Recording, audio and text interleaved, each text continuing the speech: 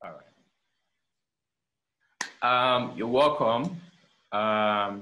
Good afternoon or good morning from Accra.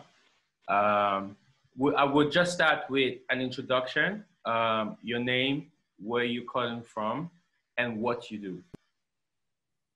We can start with Nadja. Yes, hi, hello from Berlin. My name is Nsiah Nadja Ofuatey-Alazard. I'm CEO of Each One Teach One, EOTO.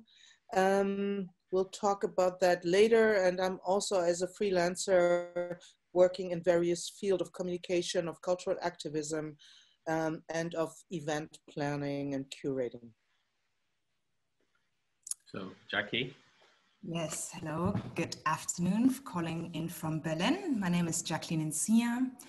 I am a project manager at Goethe Institute. I work on an African film platform. It's a networking platform for African film professionals, like for Africans on the continent and in the diaspora.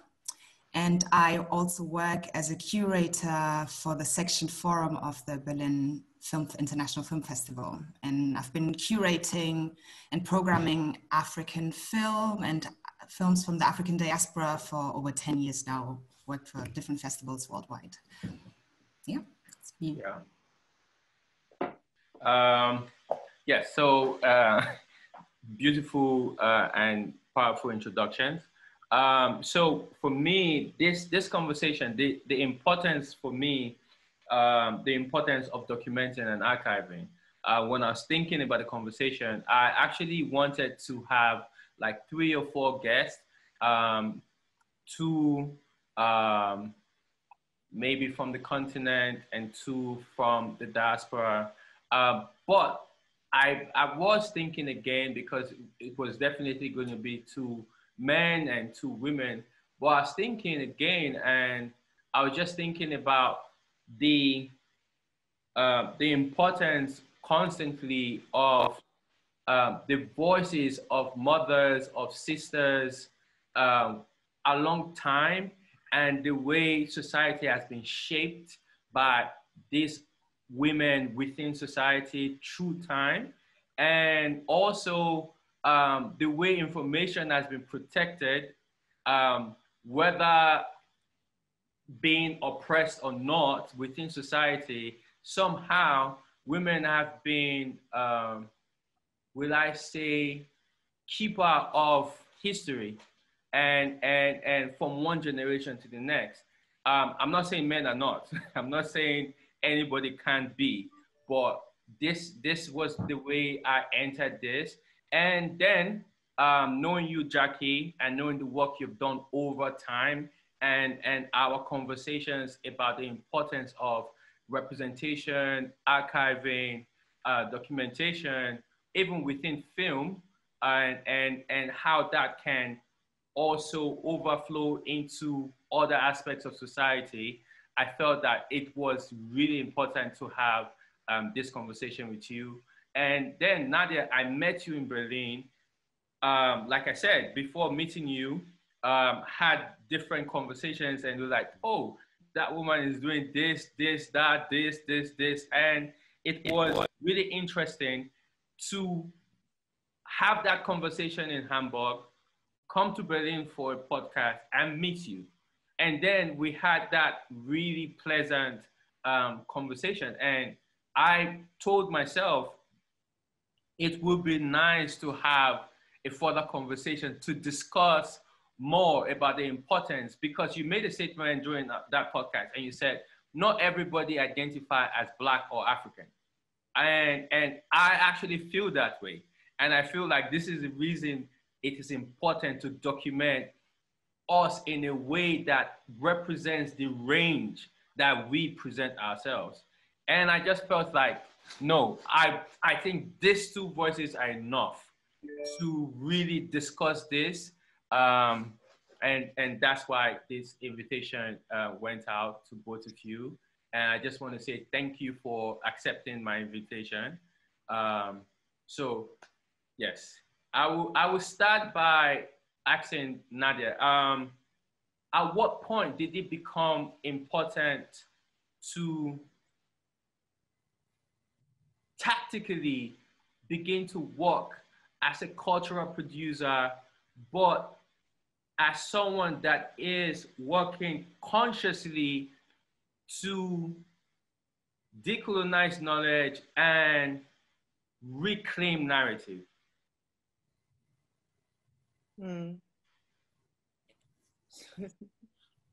You know, it's not an easy answer because obviously there was not that one moment in time. I think it has been a work in progress in terms of my biography. I mean, I was born and raised in Germany, and so there were many undercurrents, you know, of knowing something instinctively, even already in childhood. So that whole mapping of putting then together all these threads, I mean, I'm sure an important period in my life was actually when I started journalism school in Munich. That was in the early 90s. And then I realized that I went to an elite school and I found myself being the only person of color, the only person of African descent in that generation, for example, of journalists in training. I took a break then. I went to the United States and I really immersed myself. I delved into the Black community. I lived in Harlem. I worked in Black contexts only. I did a degree in film and video production. I worked on film sets, Spike Lee, etc., etc. So that was really, in terms of my formation, really important. Then I returned to Europe. I completed my journalism degree. Again, that was, you know, Germany was reunited, and I could see that in the overall communication, these voices were lacking. There were no expressions, visible expressions really from people of African descent. There were maybe some MTV moderators, but certain themes were not being addressed. And I was putting them together sort of in my mind. And then eventually I started to produce various formats, be it films on the situation of Black children in the school system, publishing texts, et cetera, et cetera. And then I continued on various channels over the years. But then I realized myself at some point that I was always doing the same thing over and over, just on different platforms, utilizing different tools. Yeah. But that, again, it was a work in progress. And which is now sort of in a very condensed way, all this patchworky thing, you know, moving around the planet and doing these different projects. But I was always interested in producing something tangible. I always wanted to have something that would be documented, that could be used, passed on, distributed, touched. In order, because generation of knowledge is something that can be very fleeting. And then the next generation again has to sort of start from, they don't have something to rely on, because I was heavily relying on things that I had researched of people before us, etc. So now with my work in Berlin currently as a CEO and artistic director of Each One Teach One EOTO and working as a curator, I can really see that all these different avenues and different tools and stations in my life are coming together quite nicely. Yeah, that's a beautiful way to kind of go into answering that question.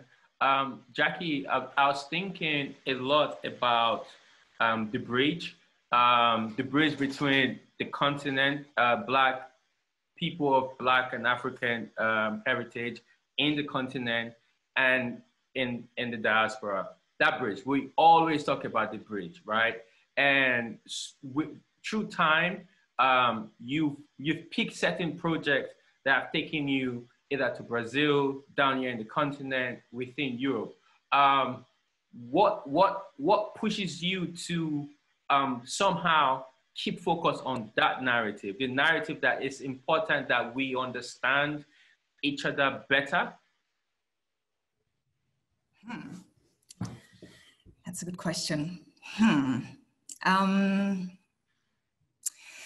I think for me, in the first place, it started with always like wanting to know more about where I come from, because growing up in Germany, I grew up in a very small village.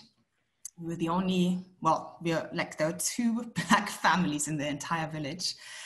And yeah, so my only literally experience or knowledge about who I was and my roots was through my family, mainly my father, really.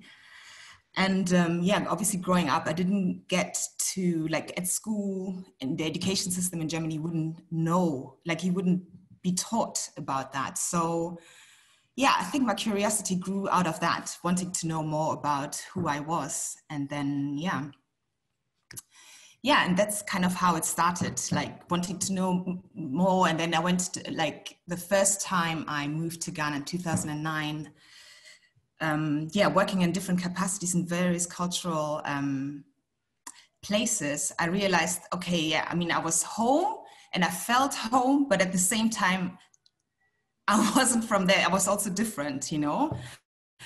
And I felt like it was also important to acknowledge that, you know, and somehow create that link, you know, between the people like my generation in the diaspora and on the continent. So yeah, I think that's how it started. I'm not sure whether I answered your question. Yeah, it did. But just this is open for each of you. So the importance of documenting and archiving. Yeah. What does that really look like? What do we really think? Do we really believe that it's changing the way we move within society? So if we just look at the work that done before us, so obviously there are 2 or 3 generations here, and let's just look at the generation that worked before us. I was having this conversation with my dad, and he said, "Oh, your generation is lazy," and I asked him, like, what tangibles are you using to measure that, you know? So, but then Angela Davis said something that struck a nerve, and she was asked a question about this concept of sitting on the shoulders of the elders, right? Those before you. This is a statement that we all use. She's sitting on the shoulders of those before me, and she was like, I have become that elder that the youths are sitting on my shoulder. But she said, this for her automatically means that she's no longer the one with the information. She's no longer the one with the energy. She's the one with guidance, and she would listen to the youths and they would lead. But the question is, do we think we're on the right track? Would documenting and archiving move us to a better future? I believe so, but I just want to see individually what you would think about this. Would documentation and archiving and representation truly move us as it moved us? I think so, absolutely. Like, yeah. Because, like, it's interesting, that quote by Angela Davis is something like, because I think about this a lot. Like looking at, for instance, the Ghanaian diaspora here in Germany, and looking at my father's generation, you know, like growing up, I didn't really understand what it meant for them to come here, you know, because my dad's generation, they came in the 70s, like my dad came in 1970. So this was a time before social media, you know, before, I don't know, frequent flights, like cheap flights you could get, you know, like even making a telephone call was really difficult. And there was no network here, like when he came, you know, and he came to this really small town. not knowing the language and literally started a whole life in this place where he had no connections. He was not from here and managed to, you know, yeah, build a life, a family. And this applies to so many of them. And I'm really, yeah, and like, I think documenting that, like also that generation, I think is so important because it allows us to understand like where they came from and also have a more of an appreciation of what they've been through. And also it will instill also a sense of pride and confidence, because it shows endurance and strength, which is, you know, I mean, to have these qualities and to know that this is where I came, like, this is where I come from. I mean, it's priceless, you know, I mean, it can take you so much further. And I think it's really important to document that, you know, and yeah, it's something that I really think about a lot. And now it's like, yeah, anyway, I could go on and on, but I find that fascinating. So I think it's really, really important to document that, like from the diaspora, also on the continent, just to, yeah, for future generations to also have that discourse, you know, yeah. Yeah, it's something also like when I think of, you know, food, it's a bit random, you know, but like, you know, we like now we have all these Afro shops where you can access, you know, food items easily from all over the African continent. But back then when he came, there was nothing like that, you know. And now, like back then when they made fufu, which is a very common dish in Western Africa, like they like that generation, they mixed, like they used German alternatives to recreate that dish, you know. So they use like potato flour and potato puree. So I asked my dad, it's like, okay, so how come, like who taught you this? Like how did you come up with that, you know? And he couldn't even like, and I find that so interesting, you know, it kind of, you know, word of mouth, I don't know, but I think, yeah, that's also knowledge that should be transferred. I find that fascinating, frankly. Yeah, my father used semolina. True that. Yeah. Yeah. And then it's also, I mean, the question of archiving and of what kind of value that is.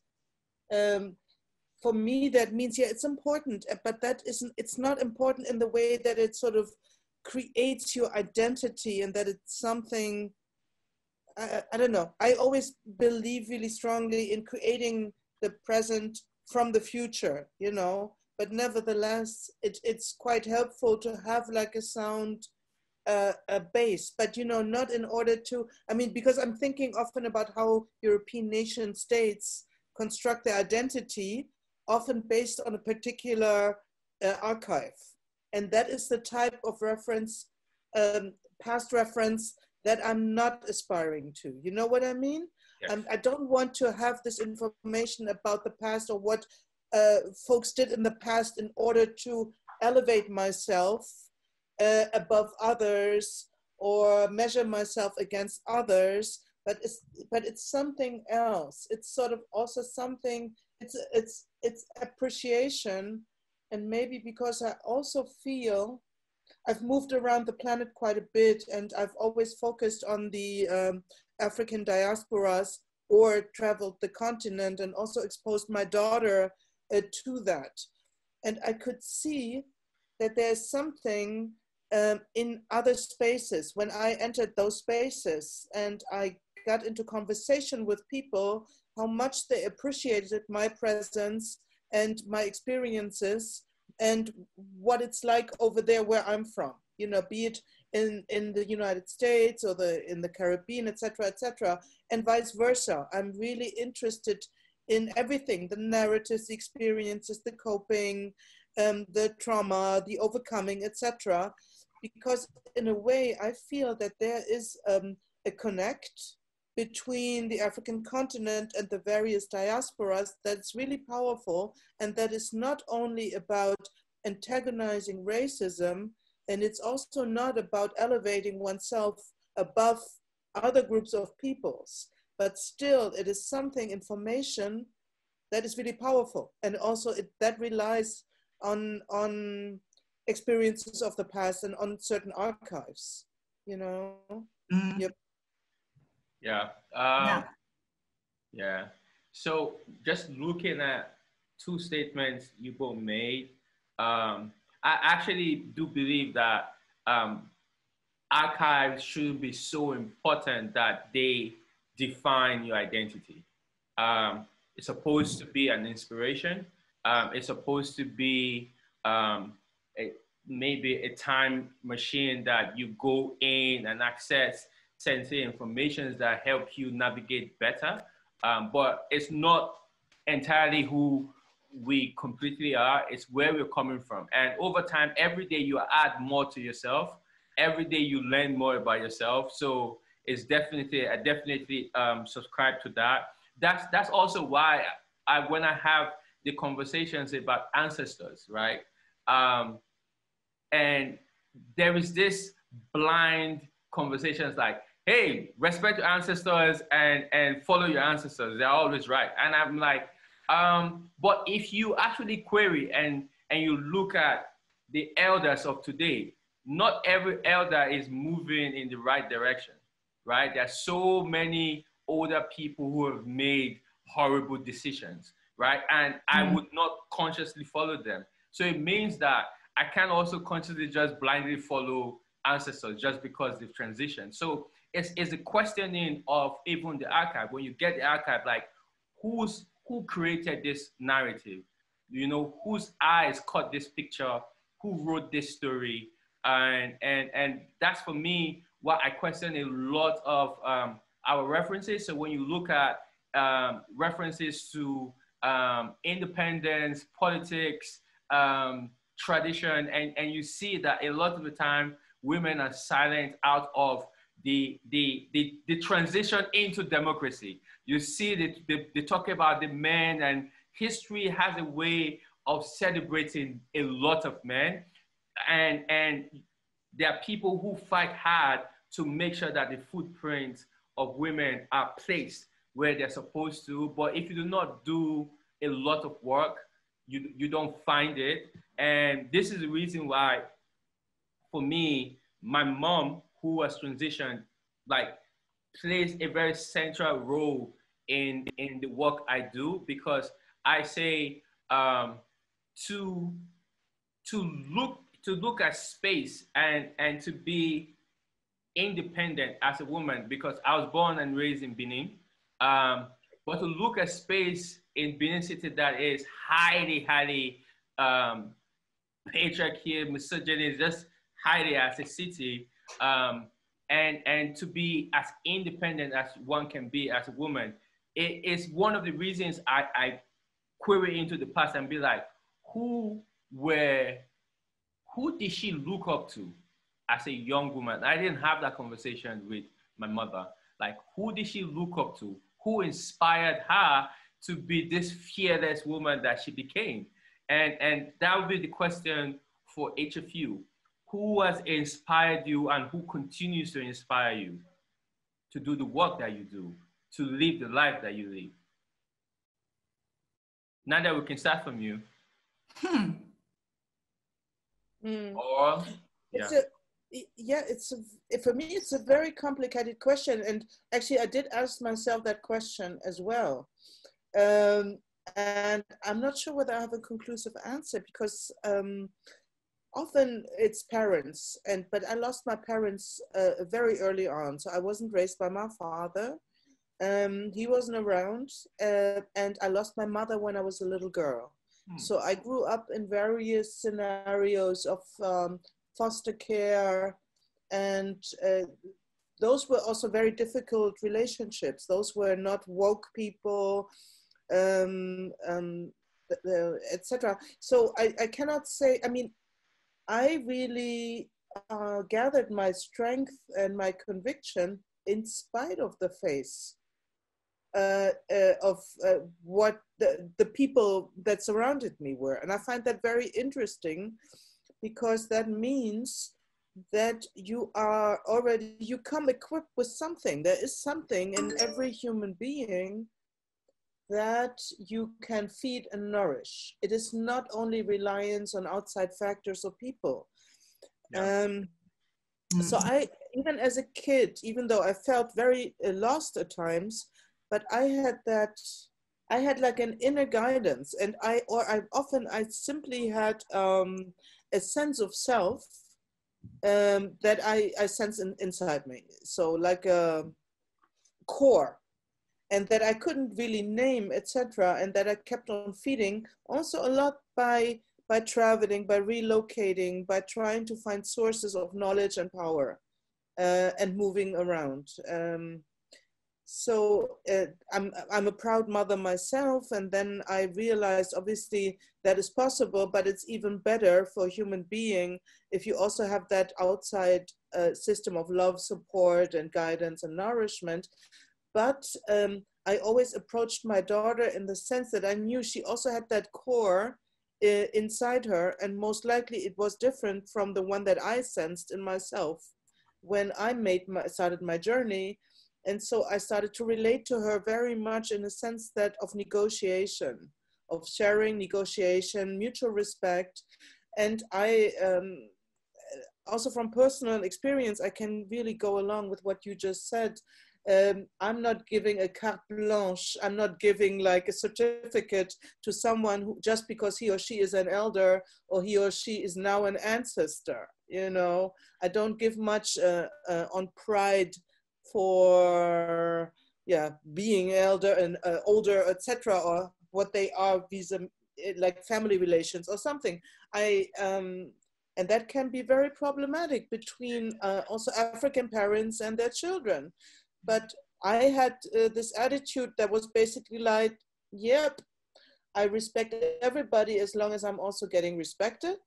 And I'm not just going to give you my, I'm not just going to do whatever you now tell me to, because you also have to earn my respect and you have to explain yourself. And in a way, it has to make sense to me, whatever you're saying.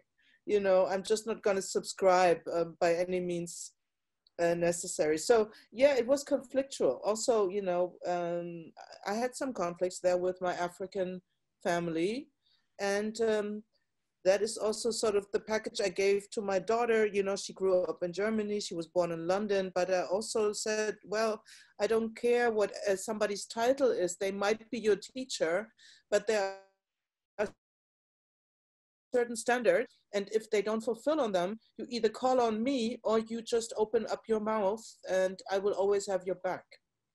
You know. And so it's really difficult for me. At some point, a good friend of mine, he listened to my life story, and then he said, wow, you raised yourself. After I was done telling him that lengthy story. And in a way, I think obviously there are bits and pieces, you know, inspirations coming from living people and people who passed, and from books and from films and from all kinds of sources. I cannot give you that one person. Yeah, I can relate. Like, we're definitely influenced by so many things, you know, by films, books. I mean, in my case, I would say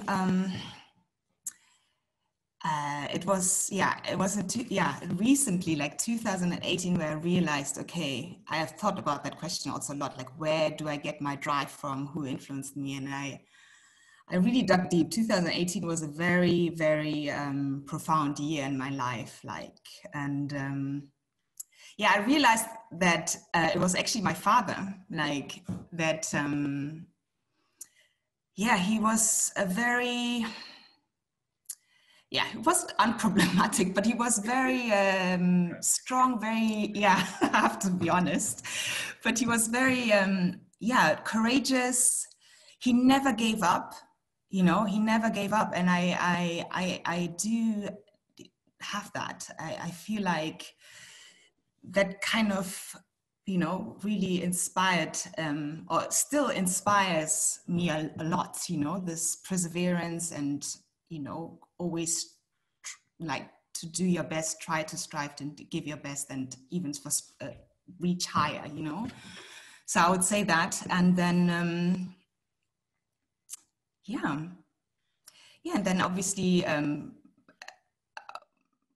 I'd say also like lots of films actually also like influenced me, like African films that, you know, like, yeah, just talked about heritage and yeah, culture, like things that really touched my soul, I would say, for sure, yeah. And then also though, speaking of adversities, I found that interesting as well. I also thought about that, how I had one teacher at school whom I will never forget. She once told, like, this was in grade 10, just before you go into doing like your A-levels.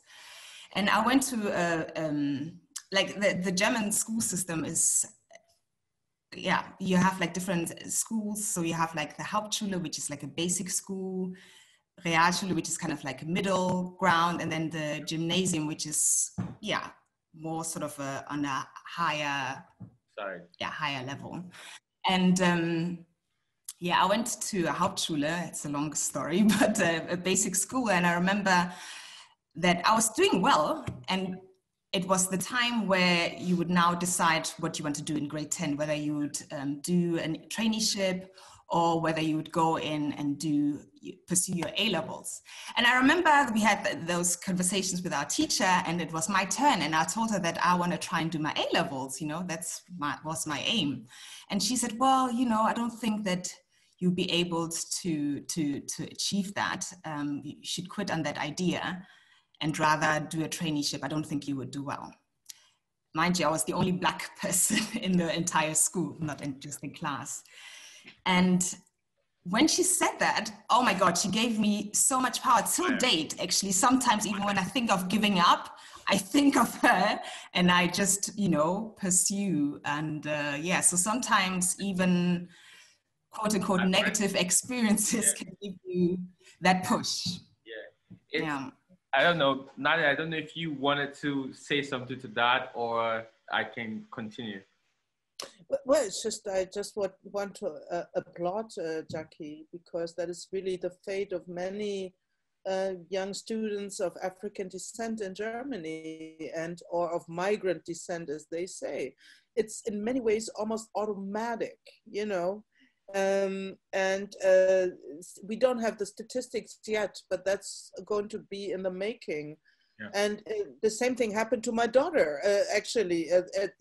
You know, and those are like midgets. I mean, she was maybe, how old are they when this decision on their life is being made by their teachers? I think 15.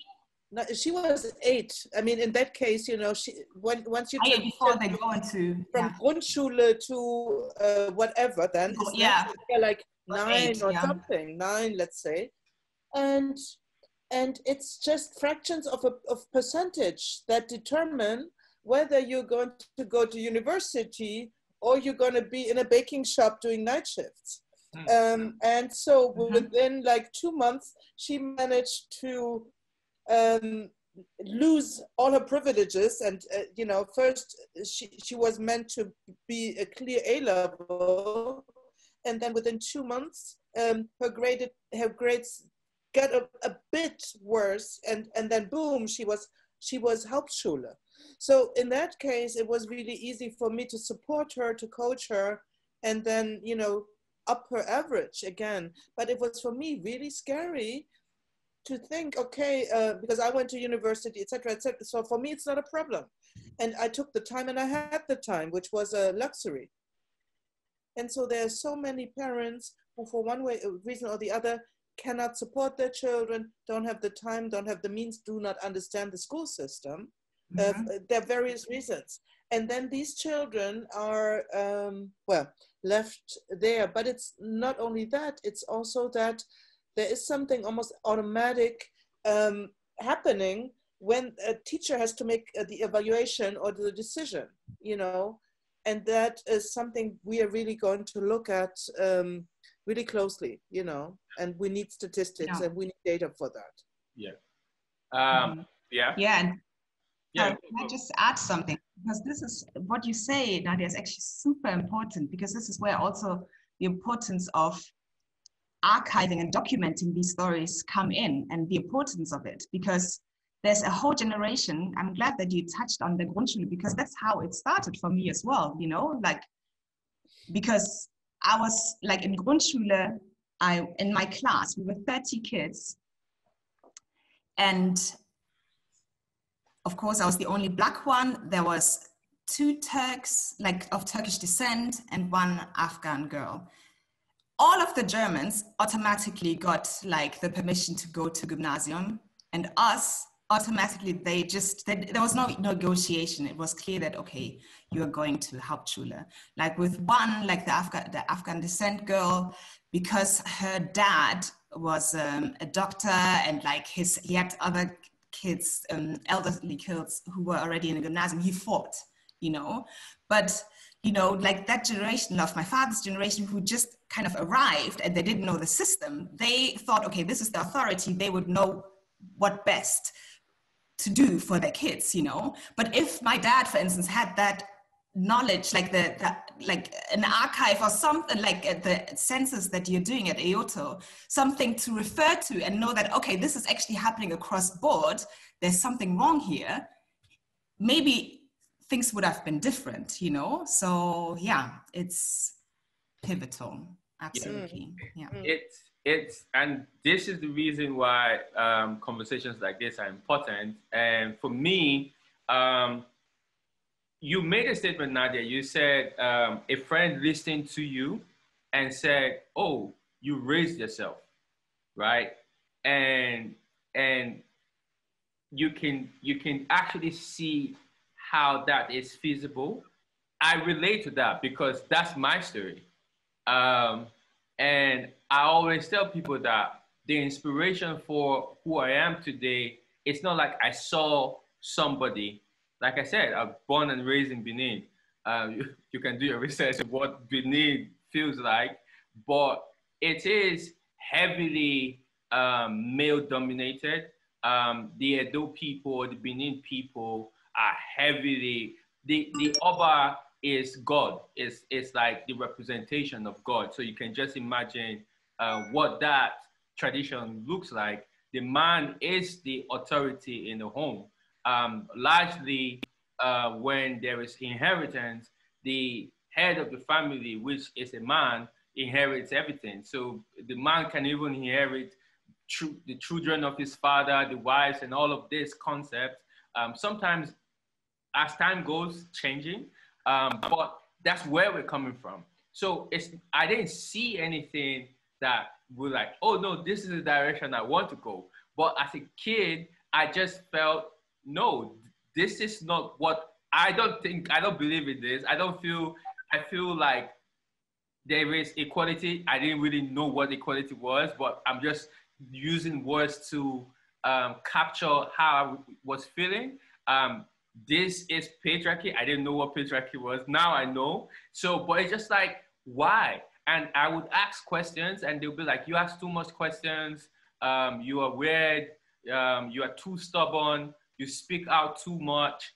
And I had to figure it out for myself, you know? So even the people that I would say inspired my work ethic, which is my dad and an uncle of mine, I don't believe in the ideas of how a family should be, how a family should look, right? Because they still believe in the idea of man is king, a man is the head.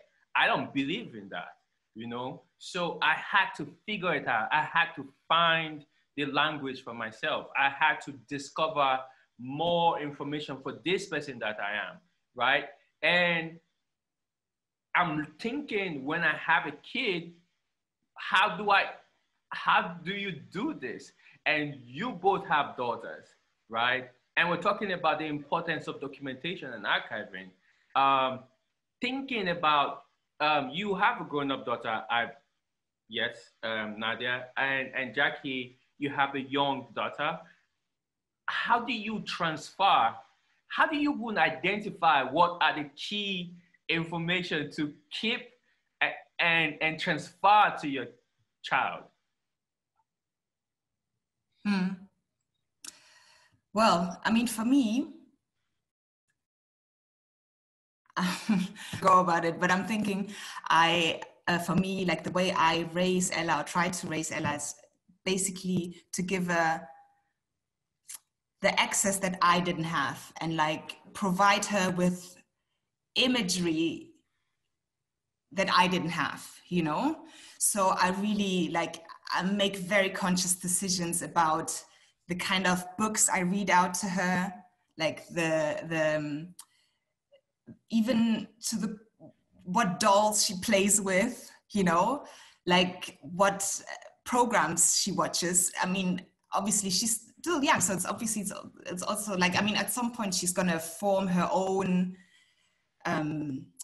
like identity and like the things that she, you know, her interests. But for me, it's important to get a head start, and I think it's important for her to see herself, especially her being here in Berlin, in Germany, where it's very wide and a very singular narrative. So I really want to make sure that, you know, she because she goes to nursery and she's there, I mean, it's diverse, but she's still the only Black kid, you know. So for me, it's important that I feed her that so she knows that, you know, it's normal, like it's okay to be Black. It's, you know, and she, you know, she appreciates herself, her skin, her hair, you know, and yeah. So for me, that's very important because I didn't have that, you know, and I really struggled with my identity for a very, very long time, honestly. So I try to give her that, yeah. So that's important, yeah. Mm. Yeah. It's interesting because I didn't have a theory around all the various things mothers do by raising daughters. I think at the core of my approach to raising my daughter is really a deep love and deep respect. And I told her a couple of things early on. I said, okay, I love you. You hold my heart in your hands.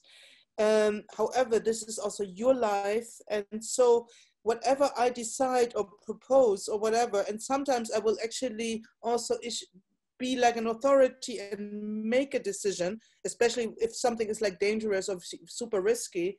And then it's always possible that I make a mistake and that I'm wrong. And then we're going to have a look at that. And sometimes you only know what's right or what's wrong way after the fact. So I said, I can also apologize in case that, you know, but it was a negotiation. And one thing that was always really important to me with her was that I would we had long conversations already when she was small. And we continue to have these long conversations that are based in love and respect, mutual. And so then we lay it out, and we are very, I don't know, flexible with one another and very forgiving. But we had like a core experience together. And that was by intuition one day, and she was maybe 7, because I put her into school very late as only possible in Germany, because I didn't want to feed her into that system. Okay. And so she was about 7, and she came, I picked her up, and she was pale. And she was really all tense, and then she explained to me what had happened in school, and one of her teachers had really degraded her in front of the whole class, really degraded her and made her feel really etc. And she was embarrassed and angry, and so we went home, and I made her something to eat, and I said, I need to think about this a bit, and because this is really important situation and it's really traumatic for you, so I need to think about it. And so I thought about it, and then I said, look, babe, I thought it through, and these are my suggestions. You have 4 options, and then you're going to make the decision, and I'm going to go along with it. So I think the 4 options are, I get into my car, I drive to the school, and I will kill that broad, because she really hurt you and I'm really upset. The consequence will be that they put me into jail. Okay, option 2, I will go there and I try to negotiate with that lady, but given that she's more than 60 years old and she did her thing during her entire school career, I doubt that she will repent, and most likely she will let it out on you. That would be the consequence. Thirdly, you can change schools now. you know, I made some calls and you can change to a neighborhood school. That means you lose your friends and you lose that environment that she's actually had for a couple of years, because she also did kindergarten in that compound and she loved it. Said, okay, that would be, you know, it's possible. They're waiting for you. They are happy in this new school. Or number 4 is you really, really, really think it through. You understand that this is not about you, that this is about her. You know, it does not touch your core. It doesn't say anything about you as a human being. She is crazy. You are not. And you take it as an experience and you train yourself like ducks are able to shake off certain things, you know, by shaking off the water. And then, so sleep on it and think it through. Those are the 4 options. It's your choice. I'll go along. And she stayed. She stayed in the school. She negotiated her way through the system, and a year later, this teacher went into, you know, she retreated. She went into became a pensioner, and my daughter was crying hot tears of goodbye, because the interesting things is people that traumatize you, they also have other sides, you know. There were also certain things that this crazy lunatic lady, which she clearly was also able to give these kids. And my daughter opted for that, you know. It was really interesting. I had a lot of respect for her. And ever since, you know, raising my daughter became more a conversation. Listen, Interesting. listen, if I always speak about conscious parenting, like, I feel like it's something that just happened to people, and then they wake up one day, then they have a kid or they have kids, and they really don't know what they're doing. They don't take the time to consciously parent. And that's a moment. That's like, if anyone asks me, okay, give me a reference, that's a reference that I would give. Like, when you start treating kids like they have no idea, and start treating them as complete humans with and respect and love them, and know that they have opinions too. It's exciting, because it goes back to traditional archives and what archives are, right? So the academia space, you know, presents data and archive like you have to go into this building and you have to go sit down and you have to look at these books, and it's the information is hidden in there. That's the work, that's where it is. And non-traditional archives just like, listen, the power of this photo of my mother that was taken in the 90s. Yeah, I have photos of my mother everywhere because she's my first chosen ancestor. But the power of that photo, what it does to me every day I look at it, is something different. It transports me, even though I was a kid there when this happened. What this photo does, it opens so many narratives, you know? And sometimes I just look at the photo and I'll be like, she's the only woman there doing something so important, but you can see all these old men around her. That's a system that this presents. But then I look at it at, this is what she had to do. She had to go through all these old men, through all this archaic idea to capture this moment that is of inspiration to the work that I do now, you know, and I'm looking at it, and this is also informing the photos that I keep, the videos that I keep, the sounds that I keep. Sometimes I make videos of myself just speaking, and it's like, when I have a child, this would be an interesting presentation for them.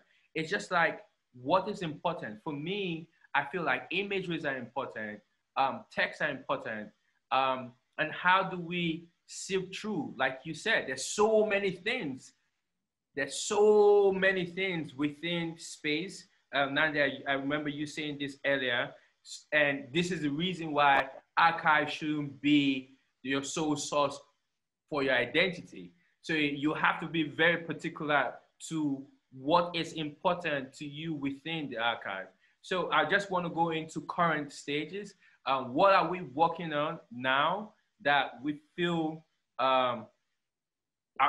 we feel is of importance to the immediate society that we're living in and the generation to come? We can start with the censorship project that you're working on, Nadja.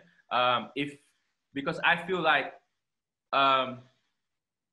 when I was in Hamburg and just speaking about the work EOTO is doing in Germany, you could see that the narrative is about building a space that if you are Black in Germany, you can access information that would improve your immediate life. That's the concept, just speaking with people. And that's fantastic because I'm trying to imagine me as a kid in Benin. If I had access to any type of collection of inspirational or even immediate imagery beyond what television and radio presents, you know, beyond that, I feel like that project can be impactful to even Black people outside of Germany, you know, because I also feel that we, as much as we are different because of the range that we have, we still have an underlying connection. And every work done by a person of Black and African heritage can inspire anybody across continents. So I just want us to speak about the importance of censorship and how that can change the immediate Black experience. Yeah. Yeah, you're right. It's a principle. I didn't understand the term that you're using. The project of what? The importance of censorship. Censorship. The sensors you're building. Oh, the census. Okay. Sorry, I understood censorship. Sorry, not censorship. Okay, I was like, yeah, I'm not sorry. censoring. Okay, sorry, I got it. Sorry, Okay. sorry. No, it's my ears also. Okay, let me think. Well, that's just one building block, obviously, in the whole project. And I maybe have to start a little bit further out because, okay, let me see. First of all, you were talking about archives, the importance of archives. So we talked about that, but then we also have to know that if we're building alternative archives and we're consolidating them, there are also blind spots. There are also things missing. Yes. You know, we have to be very conscious of that. Yeah. By the way, if we are positioning something as knowledge and as part of the archive now, we are omitting something else, and so we always have to make sure that we remain humble and that we value a polyphony. And then in terms of these, the situation in Germany or Europe, okay, I'm really an adamant fan of what Spivak called strategic essentialism.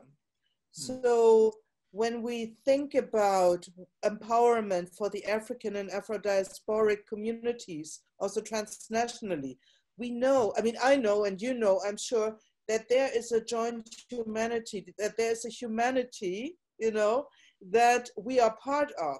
Yes. We are just focusing on this in a strategic way of the Black and the African and the Afro-diasporic, because we've been disadvantaged, because we've been degraded because of history. Yeah. And so this is like our construction side, but we are also thinking or acting from a deep humanity, I find, like in a general way, yeah? So that is my sense, or that's my standing anyway.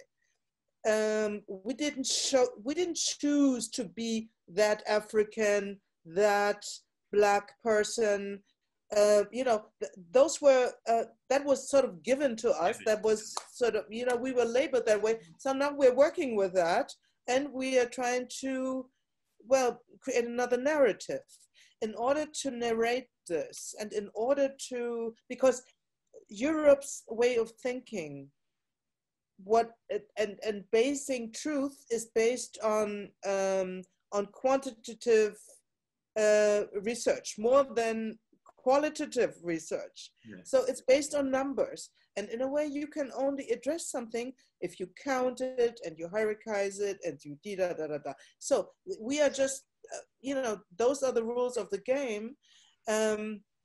So in order to make racism, structural racism visible, and not have it remain in the personal, system wants you to think. This logic is, okay, this is like your experience, you're very subjective, you're making it up and you're being too sensitive, you know? But we have to show that it's systemic, and that it's not only systemic in Germany or Europe, that there's actually a connect.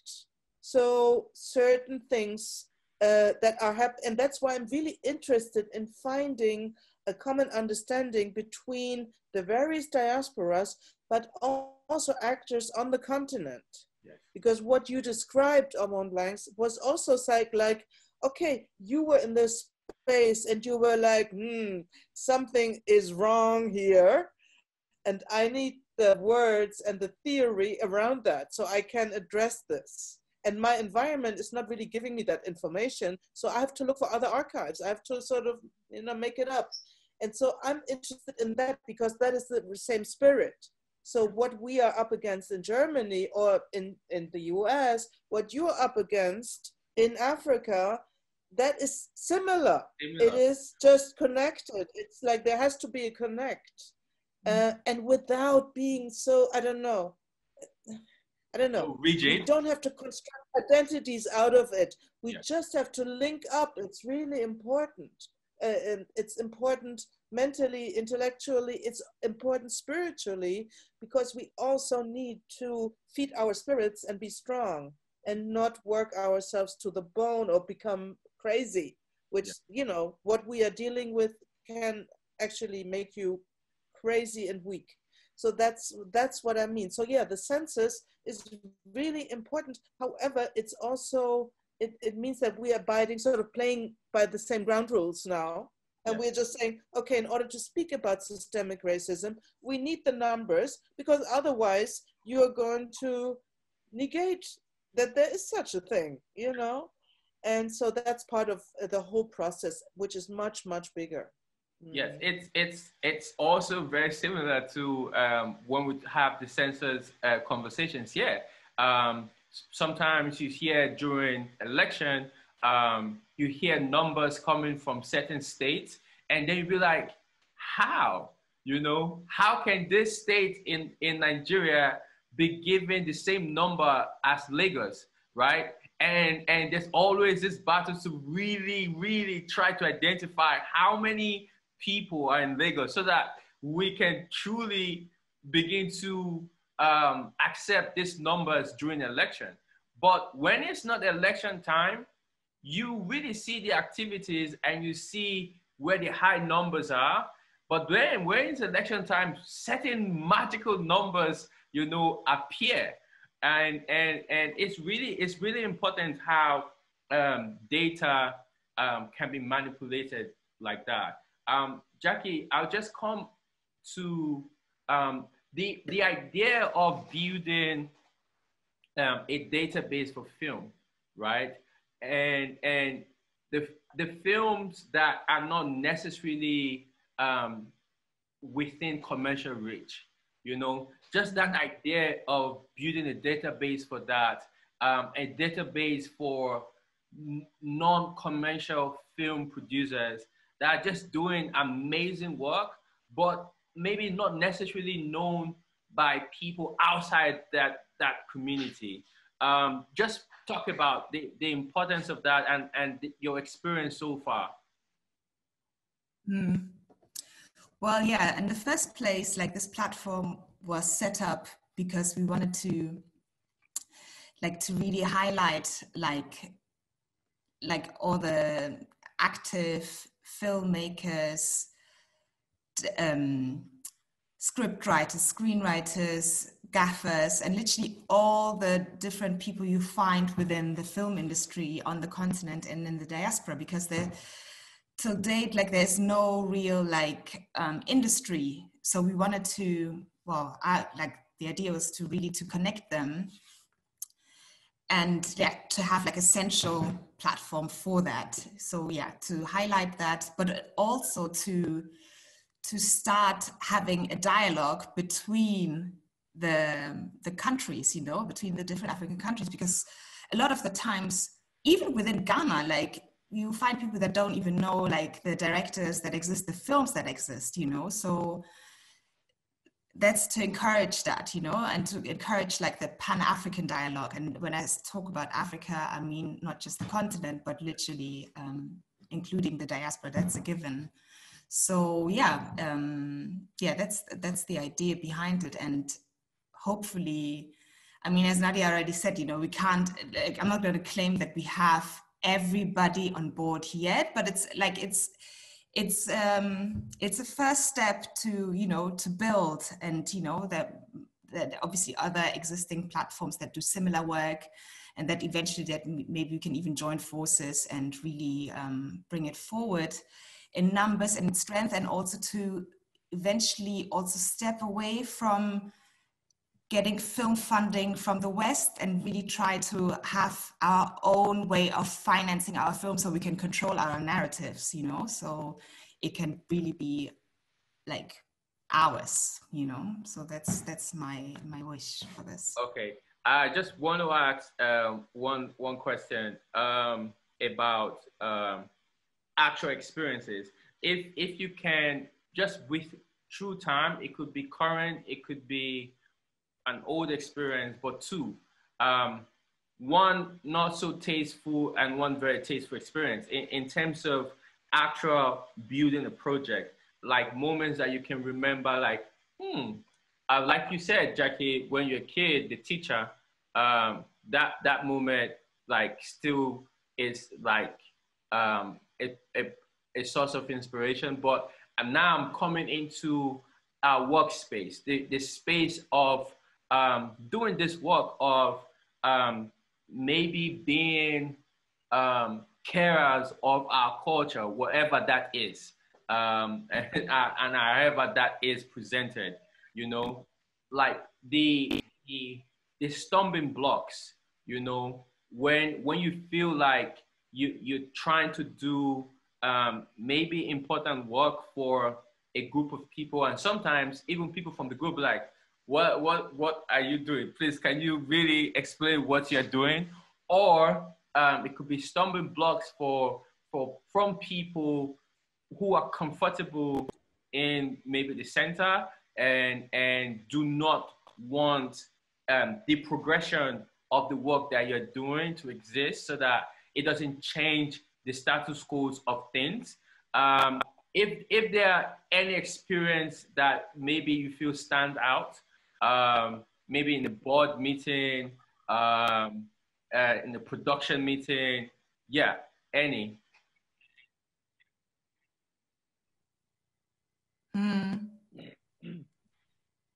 Well, I mean, in terms of a positive experience, when we had when we started with the platform, before we actually had the actual launch, which happened this year in February at the Berlinale, at the Africa Hub, we had kind of a test version, a soft launch, which happened in Nairobi in last year, November. And we invited, it was at DocuBox, which is an institution in Nairobi that do documentary film training. So we had it on their grounds, and we invited different people from the film industry from Kenya, but also the sub-region. So when we presented the platform, lots of people were really excited. They were finally something that, we can have access to, and that we could also be seen and really liked the, like, you know, were very happy about that. And but then obviously there was also like some doubt, like some criticism, I'd say, which was, yeah, the question of like data, you know, what would happen with the data, because the platform is funded by Goethe Institute, which is a white institution. And, you know, they were, you know, concerned about like, what is their agenda? Why is Goethe doing this, you know, and what happens to the information on the platform? And yeah, so this was like, I wouldn't even say it's negative, because it's real. I mean, it's something to address, absolutely, you know, especially when it comes to content, like African content, which so often is being directed or like taken over by white institutions, you know. Yeah, so how we kind of navigated it, and which is also a fact that we're gonna hand over the ownership. So the plan is within the next 2 years, the platform will be relocated on the continent and give the ownership to an organization on the continent. So wow. We are having conversations. That's interesting. That's really, really interesting. Yeah. Yeah. I have, and I'm gonna see the next question, but Nadja, I don't know if you have anything to say.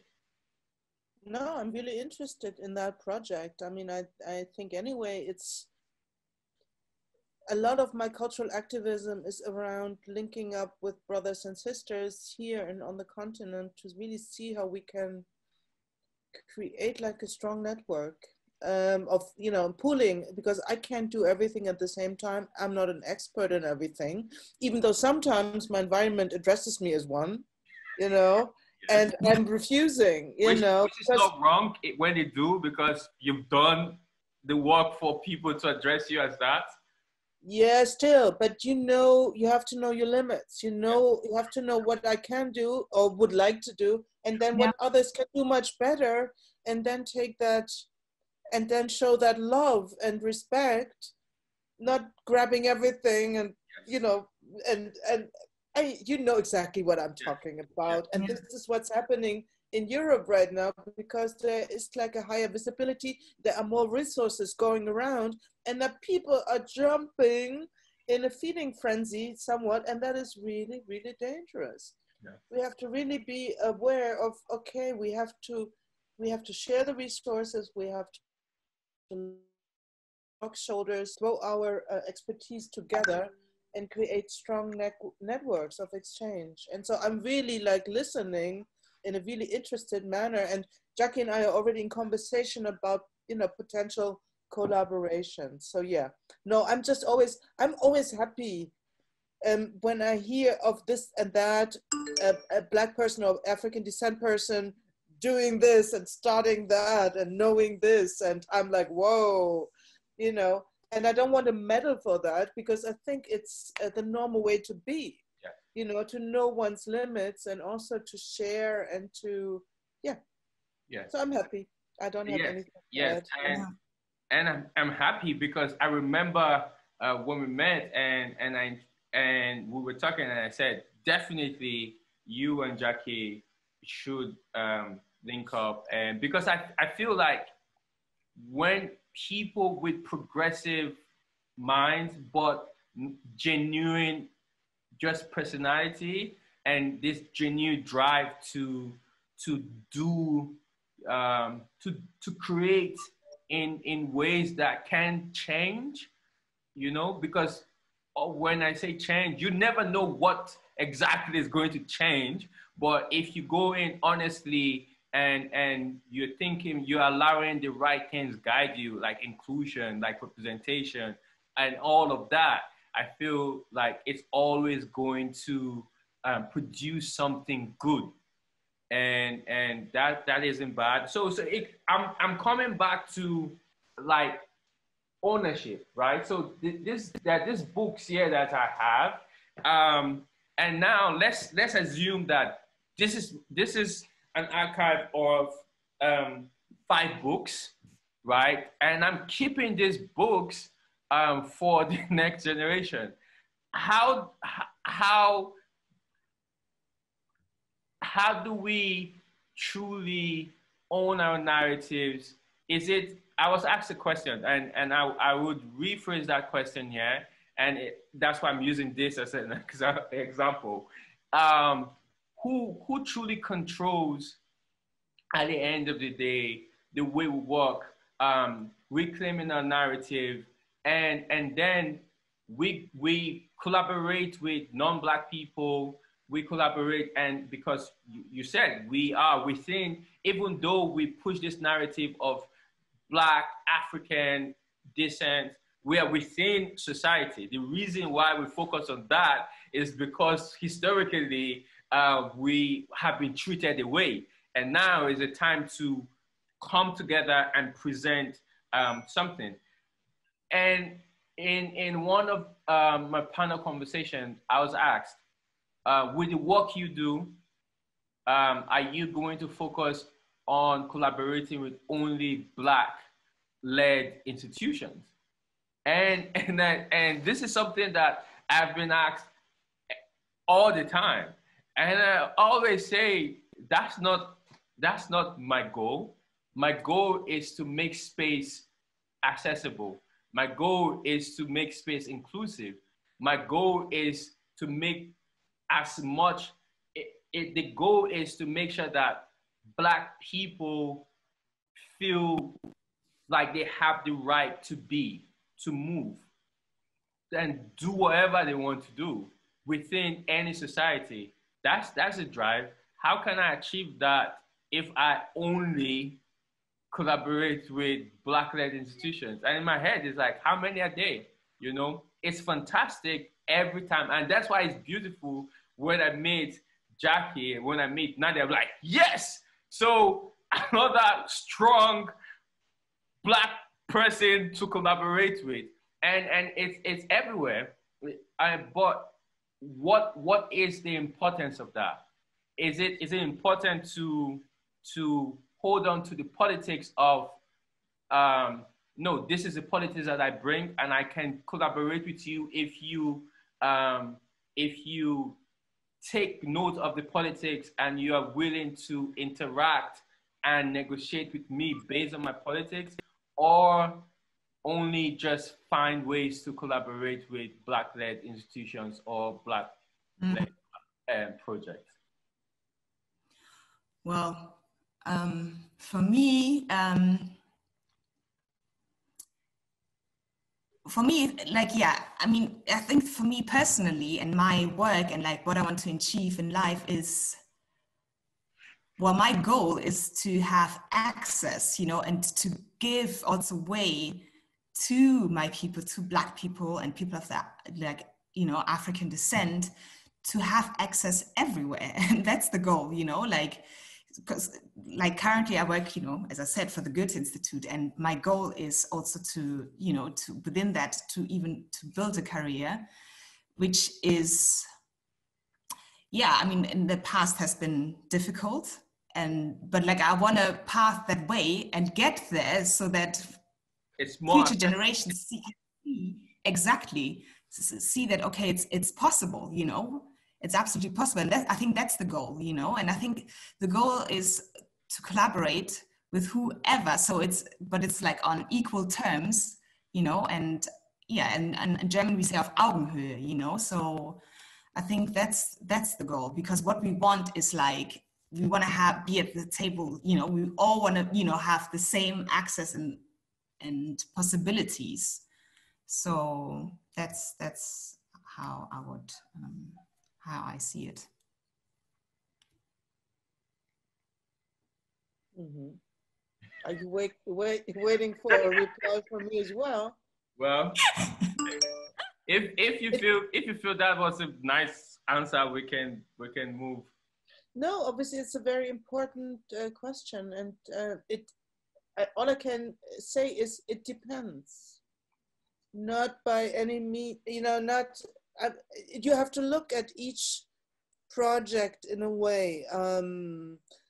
I think it's really important to cooperate with Black-run institutions as much as possible, especially for certain themes of empowerment, visibility. Then it's also really important to cooperate in my or our case with communities that experience racisms, other racisms, to exchange and to create like networks of solidarity. Then it's important to cooperate with institutions where people are in solidarity, except, but that, you know, and then cooperation can be tricky with which person or structure, we know that, because there are also certain, you know, I can also have really bad experiences with a cooperation with a Black-led entity, you know, so it's not, yeah, I mean, basically we have to cooperate with all kinds of institutions, structures, people, but it's something that we have to be really attentive and careful and also negotiate it. And obviously I also want big mainstream, big white institutions to change and to go through structural changes. And that means because they are steadfast in a way, they're not, you know, so I might have to give impulses. I might have to go in there or make sure that more people of African descent or of whatever, you know, perceived difference enter to change the structures from within without being absorbed and without there being a divide and conquer. So we are sort of like, I mean, you know, certain martial arts, you're like pivoting, you go into all directions, you have to check in all directions, you always have to check yourself, etc., etc. It's like a frenzy. You know, but my favorite thing to do right now in this is to cooperate with Black entities, artists, thinkers, to develop, you know, certain projects and certain standards, etc. You know, and then I'm not close to the world. That's I think there is a beauty. There's a beauty and privilege in that.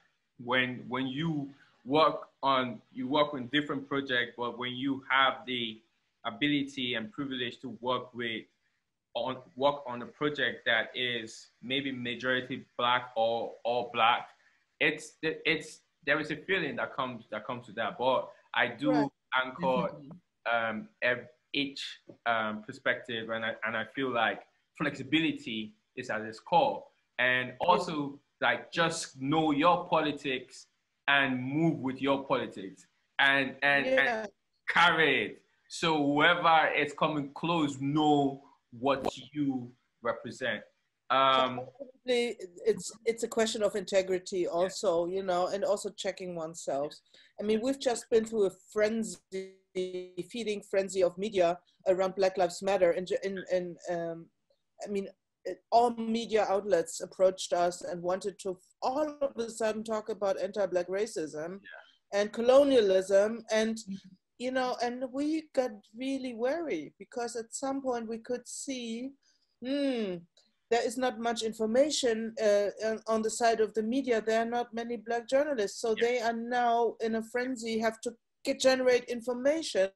But interesting enough, they are not interested in too complicated, complex conversations. They rather want the very personal, this happened to me kind of narrative. Oh God, there's something racist happened to me the other day or my life. And rather than talking about structure, about data, about ideology, about critical whiteness, about et cetera, et cetera. And so it makes me, there is a particular interest now in cooperating and talking to Black people and putting us on stages and putting us on panels and putting us on television. And I'm worried because it could very well be that it is a fleeing thing, that it's not going to have staying power, and that it's also a tokenism kind of thing. You know, and so I'm very wary of that. You know, I ask more of white institutions and or white-led institutions. You know, I'm just really careful. I really do anchor that, and I feel like being able to say no is also one of the strongest things that we can have. And also, like you said, demand acts like, I think demanding from oppressive institutions setting standards. But I also feel like when all of this is over, those who are really, really doing the work will continue to do the work, right? And that's where I find my comfort. Like those who have been doing the work would never stop doing the work. So I'm rounding up. I had this conversation with my dad, and when he was explaining the problem that his generation posed to my generation, he said, you have to remember, we are the war children, right? And he was born in the 40s. So automatically, the Second World War affected the world generally. So maybe the Second World War didn't come here physically, but affected how kids were raised. It affected the perspective of people. It affected the economy and everything. And I'm looking at how different times affect us in different ways and shape our views.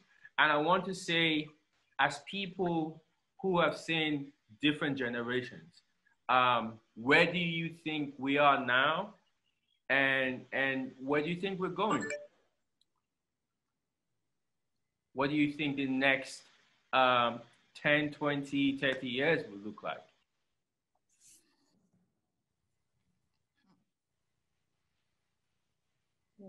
Is this question for me? Both of us. It's for everybody. I can even jump in at some point. No, I mean, yeah, really, it's for me that is always very difficult. I mean, I can visualize it or something, but you know, to make these kinds of prophecies, I know, for example, that we as EOTO are involved in a 5-year project, arts project called the Decoloniale. And it's really interesting, I find, because to decolonize and decolonial, et cetera, it's maybe one of the most overused terms going around these days. And then nobody can tell you what that means. But it's a really sexy word, apparently. And once you put it on an event, you sell out. I mean, you sell out tickets, and you might very well sell out in a different way as well. And so it's interesting. Now I'm in this project called Decoloniale, and we decided we're going to open up, we'll launch the project on the 15th of November. Because on the 15th of November, the historic Berlin Conference was launched in 1884. And we are going to launch it in a very different way, but also with a conference format, which will be quite different. And then I said, okay, I've been laboring around this concept, and I've been saying in all the circles of, you know, concept writing and application writing, etc. I kept on saying, we have to problematize that nobody knows what that looks like, decolonization. We have to put that on the agenda before we create like an empty, I don't know, blown out of proportion monster or something. Anyway, so this is really for me, in 5 years, I want to be farther with this inquiry of what that actually means and what that could look like. And obviously this is going to be a project, a work in project, and it's going to be a transnational conversation. And it's not only a project involving formerly colonized people or their descendants, but it's also going to be involving decision makers, administrators, people in solidarity, but also people opposed, you know, because decolonization is mostly something that white people and people in power have to do. Yeah. you know, they created certain institutions and structures of thinking. And so it's going to be an ongoing conversation. And then, so I hope that in 5 years' time, there is like a better understanding of what this term means and taking this term seriously. But it's not going to be a single story. And it's going to look a little bit different from various, I mean, that's Chinua Achebe, you know, the masked ball thing. So I'm really interested in these various perspectives on this cluster, because it's not one thing, decolonization. Yeah, and also, so I mean that what's really important is sort of a new humbleness. When we talk about archives, when we talk about that we have to make sure that once we are in the process of creating new archives, putting them together, that we always make space for that brother or that sister or that other person who has something to contribute, and that we are not creating exclusions to the extent that we experience them ourselves. Yeah. I like this this statement, new humbleness. And yeah, and well, for me personally, I just feel like personally, the work I do is to serve, and I always ask myself, what does that really mean? And it means to fight the battle for humility, because true service really can't come if you are not humble. So that really hit home. Yeah. So Jackie, I don't know. True. Yeah, it's a difficult question. I think what the future looks like. I mean, I think in looking at filmmaking from the African film perspective, like I see a lot of like young filmmakers from the continent, you know, reclaiming and telling our own stories from our own perspective, and also like creating ways of financing that doesn't depend on Western structures. So, and it's happening, you know, I've been following a few filmmakers now, and I think this is the beginning of, yeah, something new, you know, like in a way. And I hope, and it's a feeling that we're going to see more and more of this, you know, especially now, like filmmaking has changed so much, like digitalization, you know, and like the cameras that we use, you know, people now make films on their iPhones and stuff. I really think that really helped filmmaking, like decolonize filmmaking. Speaking of decolonization, like really decolonize the film sector, you know. And then also like through different platforms to, you know, like platforms like YouTube, Vimeo, you know, people have Netflix, you know, people like filmmakers have really like more outreach, you know, more possibilities to have their films seen, a wider platform. And I think we're going to see more and more of that, you know. And also what I've noticed as well is like this filmmaking, like moving away from auteur, like the single filmmaker, more to collective practices, like collective filmmakers. And I think this is going to be really interesting, you know, and some really interesting, filmmaking is appearing on the continent, and I look forward to more of it. Yeah, that sums it. For me, this was amazing for me. I'll definitely go through it again and catch all the gems. But I just wanted to show you what I have been doing. See, I've been taking notes.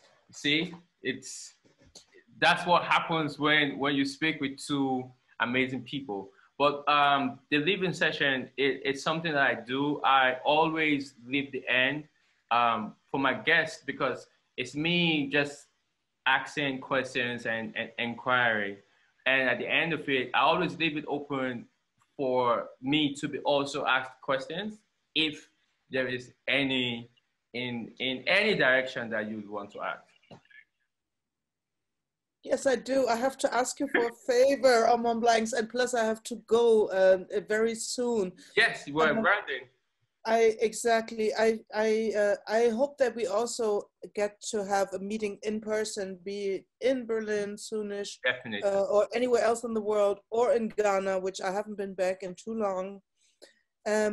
I really need to ask you for a favor, so I'm going to post a link into the chat. Yes. And then you see whether you can support me. We are opening this project. I told you about that, and you know that in Ghana, in Accra, you have these Yanyame chairs. You know, I just posted the link to you because we absolutely want to have the furniture in that project space, which is the Coloniale, to come from Africa. Okay, I can't get, Jackie, can you copy it? See, can you see that? You want me to open the link? Yes. Can you open it? Oh, you cannot open it? Yeah, no. Just a second. Oh, okay. Okay.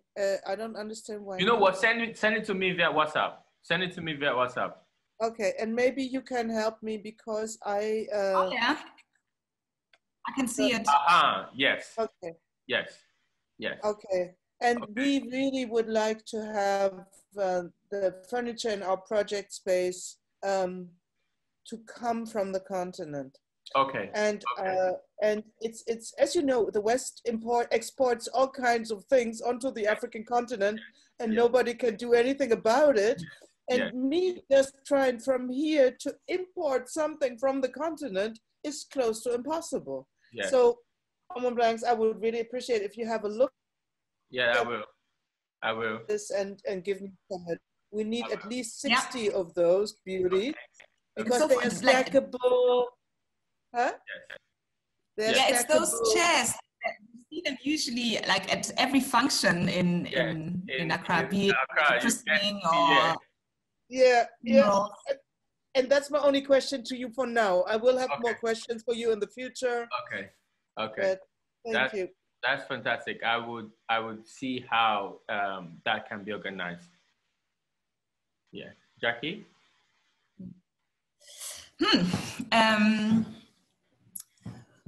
What do you think the post-COVID world will look like?